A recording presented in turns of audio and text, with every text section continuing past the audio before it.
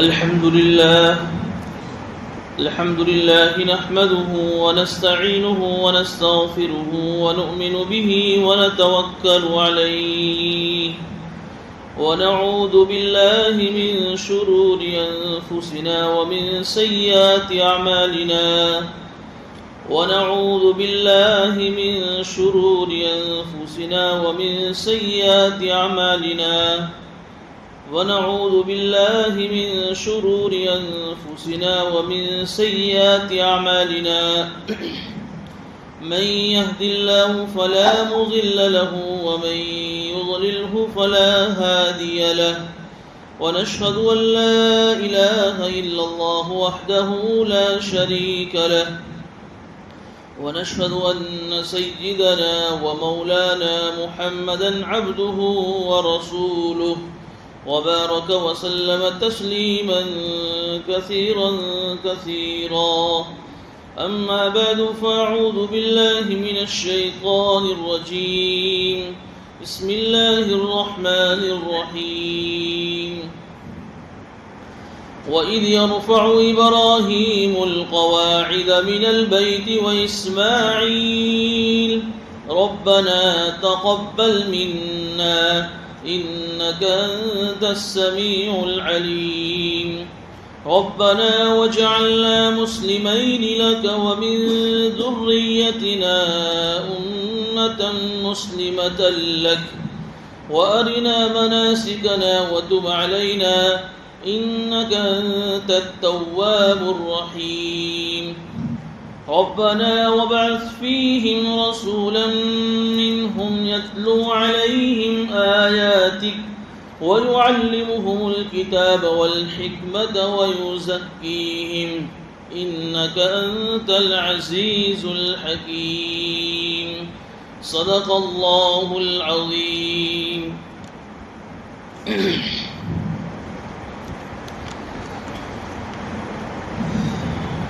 آیت نمبر 127, 28 اور 29 تین آیتوں کی تلاوت کی گئی ہے۔ آیت نمبر 127 کے اندر کعبۃ اللہ کی جو تعمیر حضرت ابراہیم علیہ السلام اور ان کے بیٹے حضرت اسماعیل علیہ السلام نے فرمائی اس کا تذکرہ ہے، اور پھر اس کے بعد کی دونوں آیتوں میں حضرت ابراہیم علیہ السلام نے جو 4 دعائیں مانگی ہیں ان دعاؤں کا تذکرہ ہے۔ اس کے پہلے آیت نمبر 125 کے اندر آپ حضرات گزشتہ سن چکے ہیں کہ اللہ رب العزت نے کعبۃ اللہ کے فضائل بیان فرمائے تھے، وَإِذْ جَعَلْنَا الْبَيْتَ مَثَابَةً لِلنَّاسِ وَأَمْنًا، اور یاد کرو اس وقت کو جب کہ ہم نے کعبۃ اللہ کو یعنی ہمارے گھر کو لوگوں کے لیے مرکز بنایا ہے اور امن کی جگہ بنایا ہے۔ اب اس آیت میں کعبۃ اللہ کی تعمیر کا تذکرہ ہے۔ یہاں پر قرآن کریم کے اندر اس آیت میں جو ایک لفظ آیا ہے قواعد، اور یاد کرو اس وقت کو جب ابراہیم علیہ السلام اور اسماعیل علیہ السلام بیت اللہ کی بنیادوں کو اٹھا رہے تھے۔ یہاں پر یہ اللہ تعالیٰ نے نہیں فرمایا کہ دونوں کعبۃ اللہ کی تعمیر کر رہے تھے، بلکہ کعبۃ اللہ کی جو تعمیر تھی اس کو اٹھا رہے تھے، اس کی بنیادوں۔ تو علماء نے لکھا ہے کہ ایسا نہیں ہے کہ حضرت ابراہیم علیہ السلام نے سب سے پہلے کعبۃ اللہ بنایا، بیت اللہ بنایا، بلکہ سب سے پہلے اب جمعہ کے بیان میں بھی سن چکے ہیں کہ اللہ تعالیٰ نے اس دنیا کو بنانے سے پہلے فرشتوں کے ذریعے سے دنیا میں اپنا گھر بنوایا تھا۔ جس جگہ فرشتوں کا رہنے کا جو ٹھکانہ مسکن ہے آسمانوں کے اوپر، جس کو ہم بیت معمور کہتے ہیں، جہاں فرشتے رہتے ہیں، اس بیت معمور کے بالکل پوائنٹ نیچے اللہ تعالیٰ نے بیت اللہ بنایا، فرشتوں کے ذریعے سے بنایا۔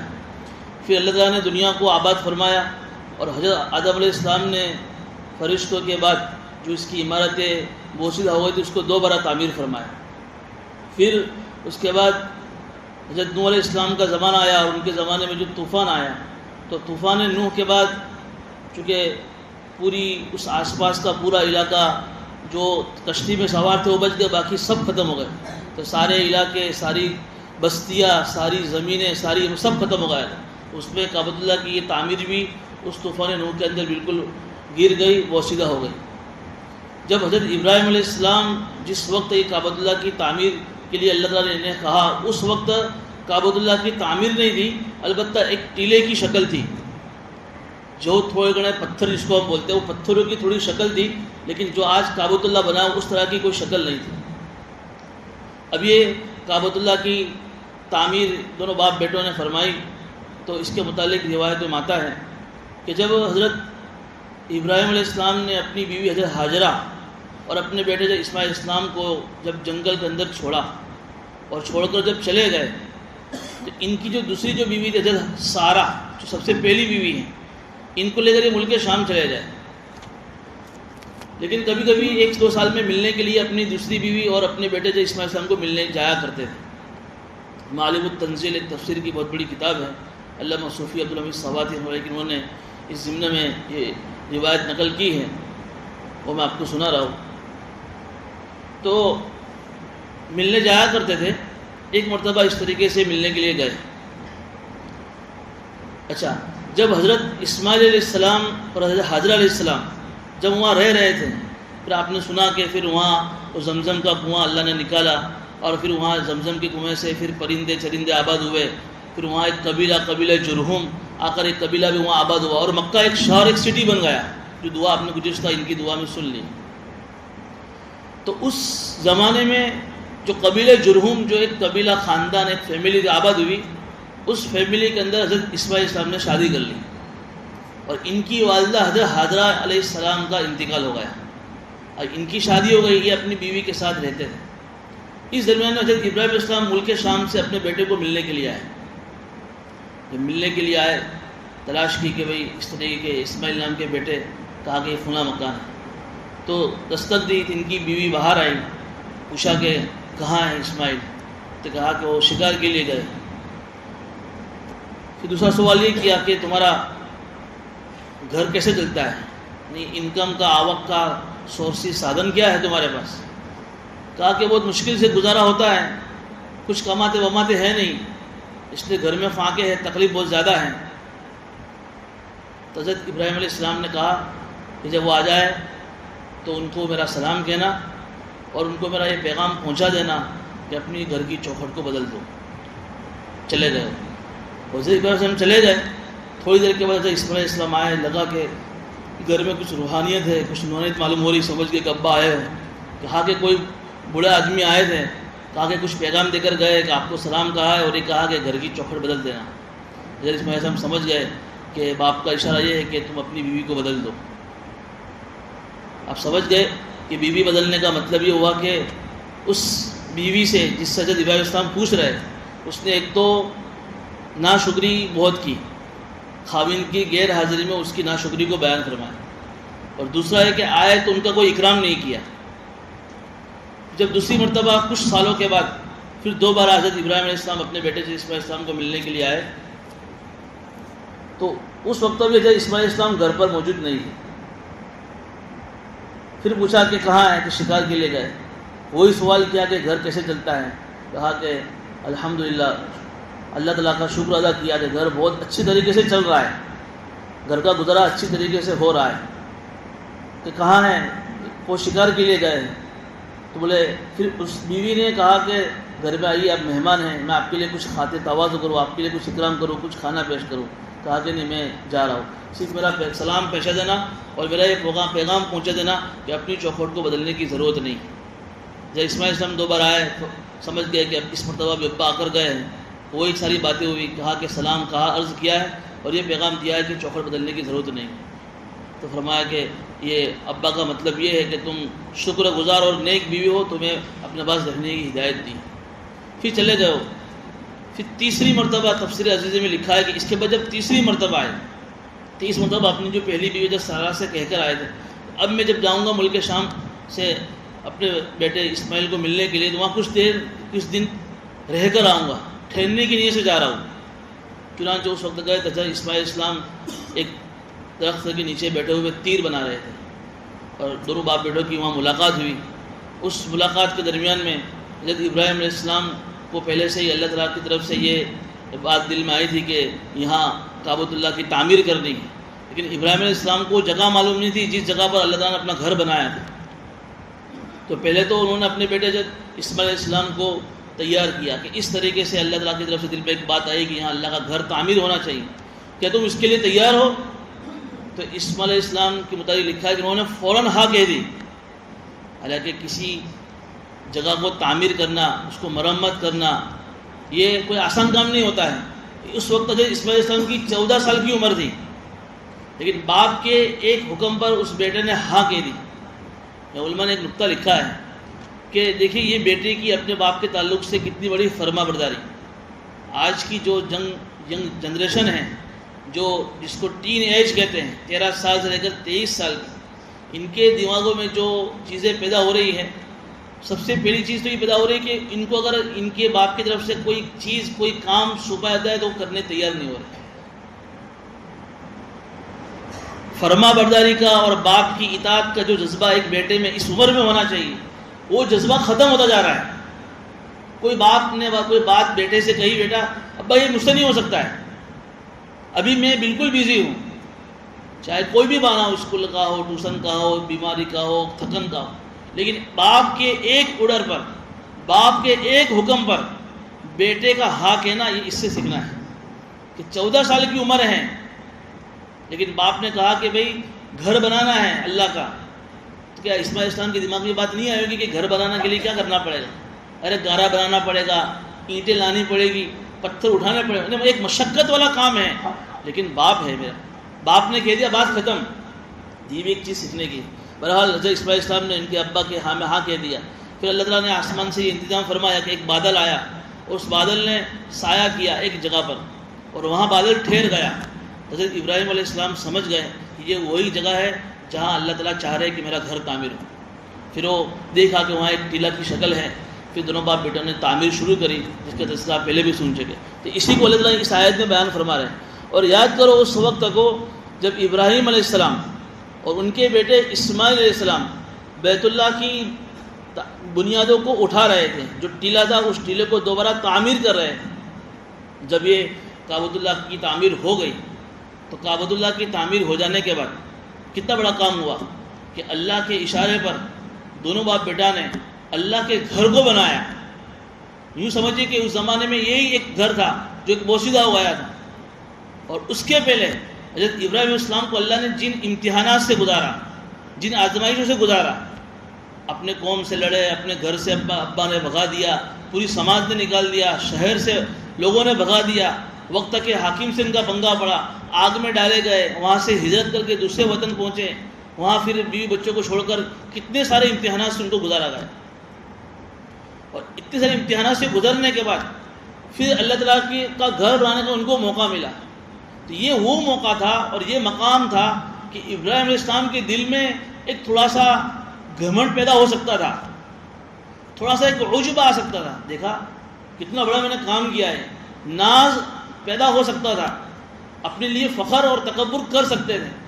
تو ابراہیم علیہ السلام چونکہ وقت کے نبی تھے، فوراً اللہ کی طرف متوجہ ہو کر سب سے پہلے جو دعا مانگی، ربنا تقبل منا، اللہ تو ہماری اس خدمت کو قبول کر، انک انت السمیع العلیم، اللہ تو دعاؤں کا سننے والا ہے۔ اور علیم کا ترجمہ مفسرین نے فرمایا کہ تو جانتا ہے کہ کس اخلاص سے ہم نے کام کیا ہے، ہرگز میرے دل میں یہ جذبہ نہیں ہے کہ میرے دل میں تکبر پیدا ہو رہا ہو، میرے دل میں فخر پیدا ہو رہا ہو، میرے دل میں ناز پیدا ہو رہا کہ میں نے کچھ کیا۔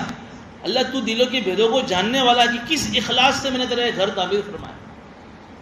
علماء نے یہ بات لکھی ہے کہ اس آیت سے علماء نے لکھا ہے کہ اللہ تعالیٰ کے یہاں کوئی بھی نیک عمل کے بعد اللہ سے اس عمل کی قبولیت کی دعا ضرور مانگنی چاہیے، اور آدمی کو اپنے کسی بھی نیک عمل پر کبھی ناز نہیں کرنا چاہیے، یہ تو میں نے اپنی ہوشیاری سے کیا، یہ تو میرا کمال تھا کہ میں نے یہ کیا، میں نے اتنی مسجدیں بنوائی، میں نے اتنے مدرسے بنوائے، میں نے اتنے رفائی کام کیے، میں نے کیا۔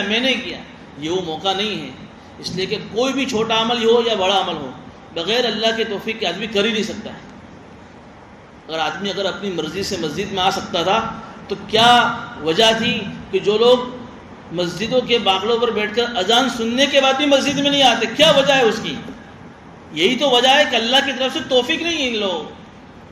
اور کیا وجہ ہے وہ لوگ کہ جو دھندوں میں مشغول ہیں لیکن اللہ کی طرف متوجہ ہیں، اللہ کی توفیق ملتی تو اپنے کاروبار کو، اپنے مشغول ہو کر لوگ مسجدوں میں آتے ہیں۔ اس لیے کسی بھی نیک عمل کی توفیق یہ اللہ کی طرف سے ہوتی ہے، تو اس عمل کی توفیق کے بعد اس عمل کی قبولیت اللہ سے ضرور مانگنی چاہیے دعا کی شکل میں کہ اللہ تو میرے اس عمل کو قبول کر لے، ورنہ اگر وہ عمل قبول نہیں ہوا تو اس عمل کی اللہ کے یہاں کوئی ویلیو ہے ہی نہیں۔ ابو درداء کی ایک روایت میں نے بھی پڑھی، وہ یہ کہتے ہیں کہ میں اگر 2 رکعت نماز پڑھوں، اگرچہ نفل نماز ہوں، اور مجھے یہ معلوم ہو جائے کہ میری 2 رکعت نماز اللہ کے یہاں قبول ہو گئی، تو اس کے مقابلے میں دنیا اور دنیا کی ساری چیزیں مجھے مل جائیں، میں اس کو ٹھکرا دوں۔ کتنی یہاں ان کے یہاں اہمیت تھی عمل کی قبولیت۔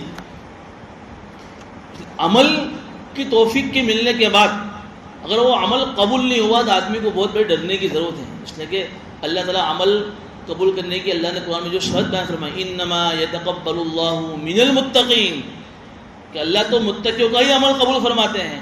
یہ علماء نے متقین کی تفسیر میں لکھا ہے کہ متقین کا مطلب یہ ہے کہ عمل کی قبولیت کے لیے اخلاص شرط ہے۔ جس عمل میں ریاکاری ہوگی، جس عمل میں دکھاوا ہوگا، وہ عمل میں اخلاص نہیں ہوگا تو وہ عمل اللہ کے یہاں قبول نہیں ہوگا، اگرچہ وہ عمل کتنا ہی بڑا آدمی کر لے۔ اس لیے تو حضرت ابو ہریرہ ایک روایت بیان فرمانے کے بعد دھاڑے مار مار کر روتے تھے کہ قیامت میں جہنم کے اندر سب سے پہلے 3 آدمیوں کو ڈالا جائے گا، اور ان 3 ہی آدمیوں سے اللہ تعالیٰ جہنم کو بھڑکائیں گے۔ سب سے پہلا وہ آدمی، وہ عالم، وہ قاری جس نے پوری زندگی دین کی خدمت کری، لوگوں کو دین سمجھایا، لوگوں کو قرآن پڑھایا، لوگوں کو مسائل سے واقف کیا، لیکن اس نے یہ کام کیوں کیا تھا؟ اخلاص کے ساتھ نہیں، اللہ کو راضی کرنے کے لیے نہیں، اس لیے کیا تھا کہ لوگ میری تعریف کرے، واہ واہ کیا قاری صاحب ہیں، کیا عالم صاحب ہیں، کیا مفتی صاحب ہیں۔ لوگوں کی تعریف کے لیے اس نے یہ کام کیا، چونکہ اللہ کے لیے نہیں کیا تھا۔ جب وہ جائے گا تو اللہ تعالیٰ اس سے کہیں گے کہ تجھے تیرے عمل کا بدلہ دنیا میں مل گیا ہے، لوگوں نے تیری تعریف کر لی، اب تو نے جو عمل کیا تھا اس کا بدلہ جب تجھے دنیا میں مل گیا تو تیرے پاس جنت میں جانے کے لیے کوئی عمل ہے ہی نہیں۔ فرشتے کھینچ کے اس کو سیدھے جہنم میں پھینک دیں۔ دوسرا وہ سخی اور مالدار کہ جس نے کوئی ایسا شعبہ نہیں چھوڑا جہاں اس نے اپنا پیسہ نہ لگایا، نہ کوئی ایسی مسجد، نہ کوئی ایسا مدرسہ جہاں دیکھا حاجی صاحب نے پیسہ اپنا لگایا، جہاں دیکھا حاجی صاحب نے اپنے پیسے کھپائے۔ کتنی ساری ڈھیر ساری مسجدیں بنوائی، مدرسے بنوائے، فلاں فلاں کیے، فلاں فلاں، لیکن کیا لوگ بڑی تعریف کرے، دیکھو وہ حاجی صاحب، دیکھو وہ سخی، کتنے بڑے سخی ہیں، کتنے بڑے مالدار ہیں۔ اس لیے کیا تھا؟ اللہ کو راضی کرنے کے لیے نہیں کیا تھا۔ اللہ تعالیٰ کے پاس جائے گا، اللہ نے دنیا میں تیرے کو تیرا بدلہ مل گیا ہے، لوگوں نے تجھے سخی کہہ دیا، لوگوں نے تیری خوب تعریف کری، اب تیرے پاس کوئی ایسا عمل نہیں تو جنت پہ جا سکے، سیدھا اس کو جہنم میں پھینک دے۔ تیسرا وہ مجاہد، اللہ کے راستے میں اس نے اپنی جان کا نذرانہ پیش کر دیا، یہاں تک کہ کچھ نہیں دیکھا، اپنے بیوی بچوں کو بھی قربان کر دیا، لیکن کیا نیت تھی کہ میرے مرنے کے بعد لوگ کہہ کے دیکھو کتنا بڑا مجاہد، کتنا بڑا بہادر، کہ دشمنوں کے مقابلے میں اس نے جو ہے اپنی جان کا نذرانہ پیش کر کیسا لڑا ہے، کیسے اس نے تلوار کے وار کیے، لیکن لوگوں کی تعریف کے لیے کیا تھا؟ اللہ کا اخلاص نہیں تھا، اس کو بھی سیدھا جہنم میں پھینک دیا۔ امام حضرت ابو ہریرہ اس روایت کو نقل کر کے دھاڑے مار مار کر روتے تھے کہ یہ 3 لوگ وہ ہیں جو بڑے بڑے دنیا میں کام کر کے آئے ہیں، عالم، سخی اور مجاہد۔ کیا وجہ تھی؟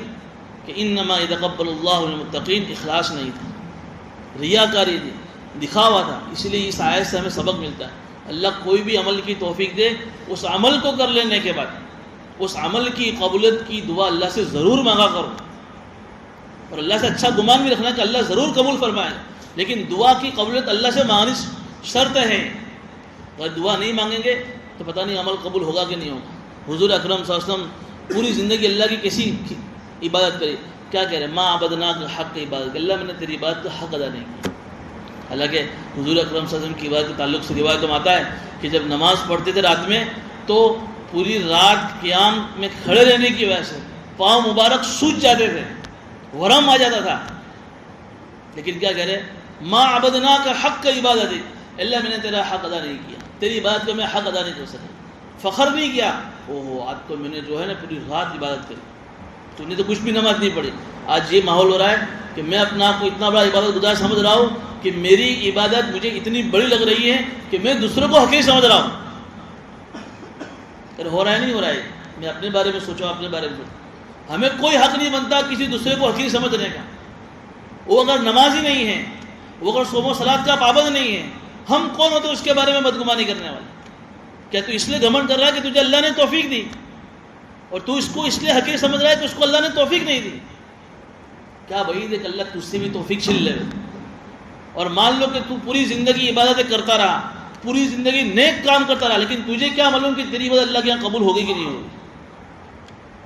فجعلناہ ہباء منثورا، کہ تیری عبادت کو قیامت کے دن ہوا میں اڑا دیا جائے، وزن نہیں ہوگا.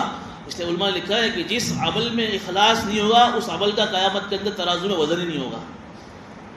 ڈھیر ساری نیکیاں ہوگی، جیسے آپ نے دیکھا ہوگا روح ٹرک میں لے کر جو جاتا ہے، ٹرک والے دکھتا ہے کتنا بڑا لیکن اس کا وزن کتنا کم ہوتا ہے. وہ اس میں جو ہے نا وزن نہیں ہوتا ہے. تو عمل میں اخلاص نہیں ہوگا، اس عمل میں وزن نہیں ہوگا. ایک بزرگ کے ملفوظات کی تعلیمی جگہ ہو رہی تھی، اس میں عجیب ملفوظ پڑھا کہ پوری دنیا کے اندر اپنی ذات سے لے کر اپنے گھر، اپنی فیملی، اپنے کنٹم، اپنے خاندان، پورے شہر، پورے دنیا کے اندر جہاں کہیں بھی جھگڑے، فساد، لڑائی، آپس کے اندر اختلافات، اس کی دو وجہ علماء نے بیان اس ملفوظات میں اس حضرت بیان فرمایا. حضرت شاہ رائے پوری فرمانے کے ملفوظات کی کتاب تھی کہ دو چیزیں ایسی جس کی وجہ سے پوری دنیا کے اندر فساد ہے. ایک ہے اخلاق کی کمی اور ایک ہے اخلاص کی کمی. اخلاص کی کمی کا مطلب بھائی آج تو جھگڑے ہو رہا ہے، کیوں ہو رہا ہے؟ میرا نام کیوں نہیں ہو رہا ہے؟ میں نے کام کیا مجھے نام کیوں نہیں ملا؟ میں نے کام کیا مجھے گدی کیوں نہیں ملی؟ میں نے کام کیا مجھے کرسی کیوں نہیں ملی؟ تو نے کیوں کرسی لے لی؟ اخلاص کی کمی. اخلاق کی کمی، اس نے میرے ساتھ ایسا کیا تو پھر میں بھی اس کے جیسا کروں گا. تو نے ایسا کیا کیوں میرے ساتھ؟ یہ جھگڑا ہوا ہے. اگر اخلاق ہوتے تو حضور کی وہ حدیث یاد آتی، سلا رحمی سل من قطع، جو تجھ سے توڑے تو اس سے جڑ، واعف عمن ظلمک، جو تو اس پر ظلم کرے اس کو معاف کر دے، واحسن الی من اساء الیک، جو تیرے ساتھ برائی کا معاملہ کرے تو اس کے ساتھ بھلائی کا معاملہ کرے. تو کیا آدمی وہ ہمارے اخلاق کا گرویدہ بن کر وہ ہم سے متاثر نہیں ہو سکتا تھا؟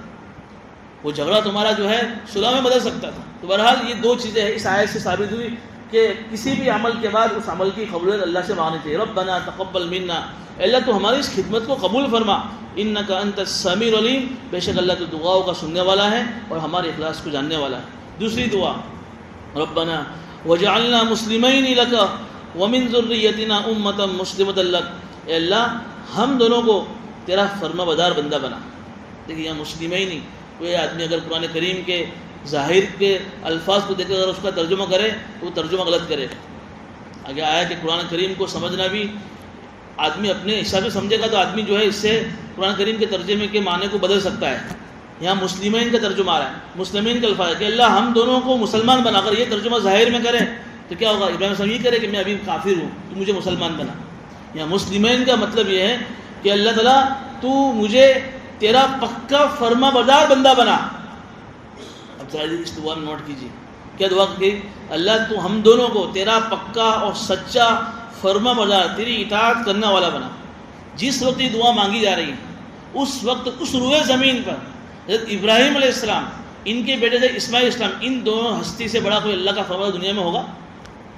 تبھی تو اتنے سارے امتحانات سے پاس ہونے کے بعد بھی ایک حرف شکایت ان کی زبان پر نہیں آئی، اور جو امتحان اللہ نے مانگا وہ سارے امتحان میں اپنا آپ کو پاس کر دیا. اس سے بڑی اطاعت کیا ہو سکتی تھی؟ اس سے بڑی فرما برداری کیا ہو سکتی تھی؟ یہ نمونہ آپ قیامت تک کوئی پیش نہیں کر سکتا ہے. لیکن اللہ سے پھر بھی کیا کرے؟ اللہ تو مجھے قیامت تک فرما بردار بنائے رکھنا، قیامت تک یعنی میری موت تک تو مجھے فرما بردار. ہو سکتا ہے کہ آدمی آج تو بہت نیک ہیں، آج تو بہت عبادت گزار ہیں، یہ پتہ نہیں کیسے حالات آوے اور آدمی جو ہے دینداری سے ہٹ جائے. استقامت کی دعا مانگی جا رہی ہے. جیسے ہم روز دعا میں کیا مانگتے ہیں نماز کے اندر سورہ فاتحہ میں، اہدنا الصراط المستقیم، اے اللہ تو ہمیں سیدھا راستہ بتا. تو کیا ہم نماز پڑھنے کے لیے نہیں آئے؟ کیا ہم مسلمان نہیں؟ ارے تبھی تو ہم نماز پڑھنے کے لیے اللہ نے توفیق دی، ہم آئے ہیں. تو یہی تو سیدھا راستہ ہے جس پر چل کر ہم سیدھے جنت میں جائیں گے. پھر کس چیز کی دعا کیوں مانگی جا رہی ہے؟ استقامت مانگی جا رہی ہے صراط مستقیم کی. بھئی روزانہ نماز میں اللہ سے سیدھے راستہ جو اللہ نے تمہیں چلایا ہے اس پر اللہ سے استقامت مانگو. تم یہ مت سمجھنا کہ میں آج مسلمان ہوں تو موت تک میں مسلمان ہی باقی رہوں گا. یہ ہماری جاگیر نہیں ہے. کبھی بھی یہ نعمت تمہارے ہاتھ سے چھین سکتی ہے. ماحول بدل گیا، آدمی کو اچھا ماحول نہیں ملا اور ماحول کے اثرات سے آدمی اتنا متاثر ہو گیا، آدمی دین سے دور ہو گیا. اور ایسے الفاظ آدمی پھر زبان سے بولتا ہے کہ وہ الفاظ کے بولتے آدمی اسلام سے بھی نکل جاتا ہے. بار بار وہ حدیث آپ پڑھتے ہیں نا کہ ایک آدمی جو صبح ایمان کی حالت میں کرے گا شام ہوتے ہوتے وہ آدمی کافر بن جائے گا.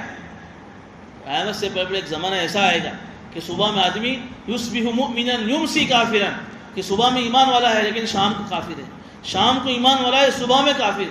علماء نے محدثین نے اس حدیث کی تشریح میں لکھا ہے کہ کیا مطلب اس کا، کہ ایک آدمی صبح میں اپنے گھر سے تو ایمان کی حالت میں نکلا ہے، فجر کی نماز پڑھی اس نے، اپنے گھر سے اسلام کی حالت میں نکلا ہے، لیکن اپنی معاملات میں، اپنے جو ہے بازاری لائن میں اور اپنی دنیاوی مشغولات میں وہ ایسے ایسے الفاظ دین بھر میں بول گیا جس الفاظ سے وہ اسلام کے دائرے سے ہی نکل گیا ہے،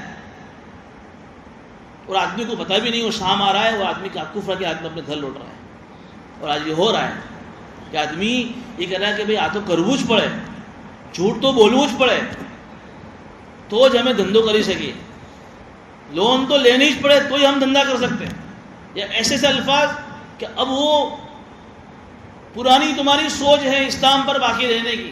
ہم مسلمان ہیں لیکن یہ نہیں کہ ابھی ہر چیز میں اسلام داخل کرو، ہر چیز میں نبی کی تعلیم. یہ کیا کہ تم دھندے کے اندر بھی کہہ رہے ہو کہ بھائی نہیں، نبی کی تعلیم کے مطابق تمہیں دھندا کرنا پڑے. اور آدمی ایسے سے بولتے ہیں تو کیا وہ شک میں نہیں؟ تو یہ استقامت کی دعا مانگے رہے حضرت ابراہیم علیہ السلام. اتنا بڑا کام کرنے کے بعد بھی وہ اپنی ذات پر مطمئن نہیں ہیں. ربنا وجعلنا مسلمین لک، اے اللہ تو ہمیں فرما بردار بندہ بنائے رکھ. اور ساتھ میں اپنے لیے نہیں مانگا ومن ذریتنا امۃ مسلمۃ لک، اور میری اولاد کو بھی فرما بردار امت بنا. اپنی اولاد کو بھی یاد رکھا. ایک باپ کے دل میں اپنے بیٹے کی جو محبت ہوتی ہے نا، اس محبت کا تقاضا ایک یہ بھی ہے. یہ نہیں صرف محبت کا تقاضا کہ بیٹے کی محبت میں باپ اس کے سارے دنیا کے نخرے پورے کرے. ابا یہ مانگا تو ابا نے یہ لا کر دے دیا. ساری بیٹوں کی ضد باپ اس کی محبت میں پوری کرتا ہے. لیکن کبھی ایک باپ اپنے گریبان میں جھانک کر دیکھے کہ تو نے کتنی مرتبہ اپنے اولاد کے لیے اسلام کی اوپر باقی رہنے کی تو نے دعا مانگی. تم باپ ہونے کے تقاضے صرف یہ سمجھ رہے ہو کہ ان کی صرف دنیاوی ضرورت کو پورا کر دیا جائے. دیکھ بیٹا میں جا رہا ہوں، یہ بنگلے تیرے، یہ حویلیاں تیری، یہ تم اتنا تقسیم کر لے، دنیا کے معاملات میں ساری کلیئرٹی تم کر کے جا رہے. لیکن سب سے بڑا جو سرمایہ تمہارے بیٹے کے دے کر تم جا رہے ہو، اس سرمایہ کی تو لیے تم نے کتنی دعائیں کی ان کے لیے. کون باپ روتا ہے رات میں اٹھ کر اپنے بیٹوں کی ایمان و اسلام کی حفاظت کے؟ ایک باپ ایک مولوی صاحب کے پاس آیا، دعا کرو مولوی صاحب میرا بیٹا تھوڑا بے دین ہو گیا ہے، بہت بڑی اللہ نے اس کو دنیا کی ڈگری سے نوازا ہے جس سے وہ لاکھوں کروڑوں کما رہا ہے، مٹی کو سونا بنا کر بیچ رہا ہے، لیکن دعا کرو تھوڑا سا بے دین ہو گیا ہے. دیکھیے اس کے الفاظ کا ٹیمپریچر آپ دیکھیے کہ اس نے دنیا کو اتنی اہمیت دی کہ بے دین ہونے کو کہہ رہا ہے کہ تھوڑا سا بے دین ہو گیا ہے. ارے تھوڑا سا بے دین کیا ہوا ہے؟ تیری یہ ڈگریاں کیا کام آئے گا اگر وہ دین سے ہاتھ چھوڑ کر دنیا سے چلا گیا تو. سوچنے کا مقام ہے یہ. ہم اتنی منع نہیں اسلام میں کہ تم ان کو، بلکہ جو سعد بن ابی وقاص کی روایت سے علماء نے کیسے کیسے مسائل ثابت کیے. حضور کی خدمت میں آئے اور حضور سے کہتے کہ میری ایک ہی بیٹی ہے. بہت مالدار صحابی تھے سعد بن ابی وقاص، اور یہ وہ صحابی ہیں جن 10 صحابی کو اللہ نے دنیا میں جنت کی بشارت سنائی تھی. ایک بیٹی حضور کے پاس آ کر کہہ رہے کہ نبی اللہ میں چاہتا ہوں کہ میرا ماں سارا مال اللہ کے راستے میں صدقہ کر دوں. حضور منع فرمائے نہیں. یا نبی اللہ آدھا صدقہ کر دوں؟ نہیں. کیوں حضور منع فرما رہے؟ کوئی غلط کام پوچھنے کے لیے آئے تھے؟ کوئی گناہ کی بات پوچھنے کے لیے آئے تھے؟ گناہ کی اجازت مانگنے آئے؟ ارے نیکی کا کام پوچھنے کے لیے آئے کہ سارا مال ایک بیٹی ہے کیا کروں گا میں. منع کر رہے حضور نہیں کرنا ہے، آدھا مال نہیں دینا ہے. یا نبی اللہ 2/3 نہیں. والثلث کثیر کلفہ آتے ہیں کہ 1/3 نہیں 33%. کہا کہ 33% ٹھیک ہے لیکن یہ بھی زیادہ ہے. پھر آگے حضور نے جو الفاظ استعمال فرمائے نا کہ میں یہ چاہتا ہوں کہ تم سارا مال اللہ کے راستے میں صدقہ کرو اور تمہاری اولاد کو تم فقیر بنا کر جاؤ، اس سے بہتر ہے کہ ان کے لیے کچھ مال چھوڑ کر جاؤ. تو یہ ایک شریعت اتنی روکھی سوکھی نہیں ہے کہ منع کرے کہ نہیں تم کچھ بینک بیلنس اپنے بچوں کے لیے چھوڑ کر مت جاؤ. اس لیے کہ علماء نے لکھا ہے کہ کبھی کبھی فقر بھی آدمی کو جو ہے نا اسلام سے اور مرتد بنا دیتا ہے. تو یہ ضروری ہے اپنے بچوں کی دنیاوی ضرورت کا خیال کرنا، اچھے سے اچھا ان کو کھلاؤ، اچھے سے اچھا پلاؤ، ساری ان کی دنیاوی ضرورتوں کو اسلام کے دائرے میں پورا کرو. لیکن ان کی سب سے بڑی جو اہم ضرورت ہے کہ وہ میرے بیٹے آگے مضمون لمبا آ رہا ہے، وہ پورا واقعہ آ رہا ہے کہ ان کی اسلام کی حفاظت کے لیے ہم کتنی فکر کر رہے ہیں. یہ تو اس زمانے میں جب ابراہیم صاحب آج سے 4000 سال پہلے کی بات دعا قرآن اس کو نقل کر رہا ہے، اور میں اور آپ جس وقت قرآن کریم کی اس تفسیر میں بیٹھ کر جو مضمون سن رہے ہیں جس زمانے میں، اس زمانے کی ہم سوچیں تو کتنی ضرورت ہے ہمارے اپنے اولاد کی ایمان و اسلام کی حفاظت ہے. یہ دعا کا معمول بناؤ اپنی دعا میں. ربنا وجعلنا مسلمین لک ومن ذریتنا امۃ مسلمۃ. عربی نہ ہو تو اردو میں مانگا کرو اللہ سے. باپ کی دعا بیٹے کے حق میں ایسی قبول ہوتی ہے کہ بیچ میں کوئی پردہ نہیں ہوتا ہے. بد دعا بھی ایسی ہوتی ہے اور دعا بھی ایسی قبول ہوتی ہے، اس لیے کہ باپ کی دعا میں اخلاص ہوتا ہے، جو اخلاص کسی اور کی دعا میں نہیں ہوتا ہے. اور آج یہ اس کی سب سے بڑی کمی ہے. میں میرے بارے میں سوچو، آپ سوچیں کہ ہم کتنی دعائیں کرتے ہیں. بہرحال ابراہیم السلام اپنے لیے کعبے کی تعمیر ہوئی ہے نا، قبولیت کی دعا کا موقع ہے، کیسی کیسی دعائیں مانگ رہے ہیں. قرآن نے ساری دعاؤں کو نقل کر دیا. ربنا وجعلنا مسلمین لک، اے اللہ مجھے فرما بدار بندہ بنا، اور میری امت میں سے بھی، میری اولاد میں سے بھی میری پوری ضروریت کو جو ہے اس دین پر، اسلام پر باقی رکھنا. تیسری دعا فرمائی وَأَرِنَا مَنَاسِكَنَا وَتُبْ عَلَيْنَا. اب کعبۃ اللہ تعمیر ہو گیا ہے. اللہ تعالیٰ نے سورہ انبیاء میں تذکرہ بھی آ کے جب کعبۃ اللہ کی تعمیر ہوئی، جیسے ابراہیم سے کہا کہ وَأَذِّنْ فِي النَّاسِ بِالْحَجِّ، لوگوں میں حج کا اعلان کرو. یأتوک رجالاً وعلی کل ضامر یأتین من کل فج عمیق، لوگ دور دراز سے تمہاری ایک آواز پر آئیں گے. تو اس وقت ابراہیم صاحب نے کہا تھا کہ میری آواز کہاں تک پہنچے گی؟ آواز لگانا تمہارا کام ہے، پہنچانا ہمارا کام ہے.